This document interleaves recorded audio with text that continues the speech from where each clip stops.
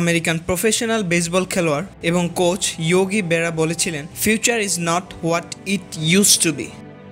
আর এই বিখ্যাত বাক্যের প্রেক্ষাপট কী ছিল তা নিয়ে বিশ্লেষণ না করে সহজ বাক্যানুবাদ করলেই খুব স্পষ্টভাবে বোঝা যায় ভবিষ্যতের গল্প বর্তমান থেকে ভিন্ন, আর অতীত থেকে তা অকল্পনীয়। পৃথিবী যেভাবে এগিয়ে যাচ্ছে প্রযুক্তিগত ও অন্যান্য দিক থেকে, পরিবর্তন সব ক্ষেত্রেই পরিলক্ষিত হচ্ছে।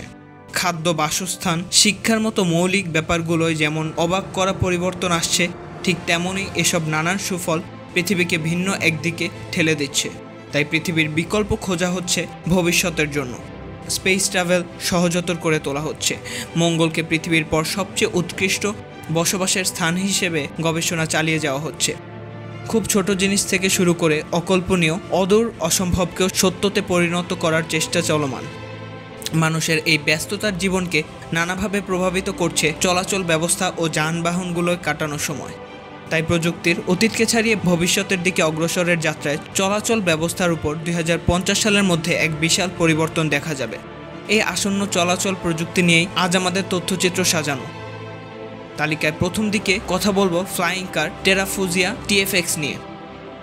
ফোল্ডেবল 2টি বা তার বেশি প্রোপেলার থাকবে এই মডেলের উড়ন্ত গাড়িটিতে। ডাক্টেড বা নালীপথের ফ্যান থ্রাস্ট সরবরাহ করবে।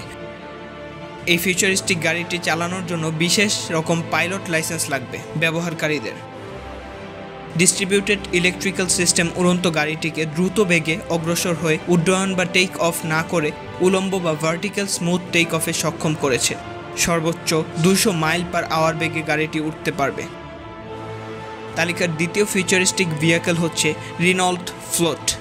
নাম থেকে বোঝা যাচ্ছে এটি ভাসমান একটি গাড়ি হবে। 2016 সালে কার অফ দ্য ফিউচার প্রতিযোগিতায় এই গাড়ির ডিজাইনটি উইনিং ডিজাইন ছিল।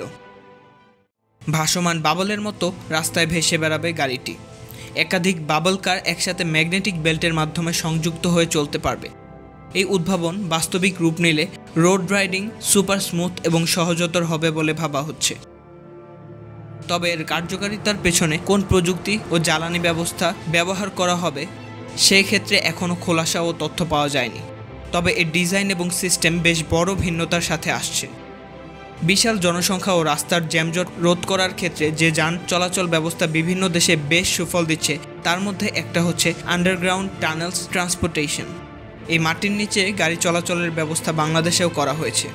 বঙ্গবন্ধু টানেল দেশের জন্য এক বিপ্লব ও প্রযুক্তিগতভাবে অগ্রসরের চিহ্ন। তবে এই ব্যবস্থাকে আরও অত্যাধুনিক করতে ক্যারিয়ার লিফটিং সিস্টেম সামনে আনা হবে। অর্থাৎ রাস্তা থেকে লিফটিং ক্যারিয়ার করে মাটির নিচে গাড়ি নেওয়া হবে এবং ক্যারিয়ারটি গাড়িকে নিয়ে চলবে, গাড়িটিকে আবার পৌঁছে দেবে গন্তব্যস্থলে।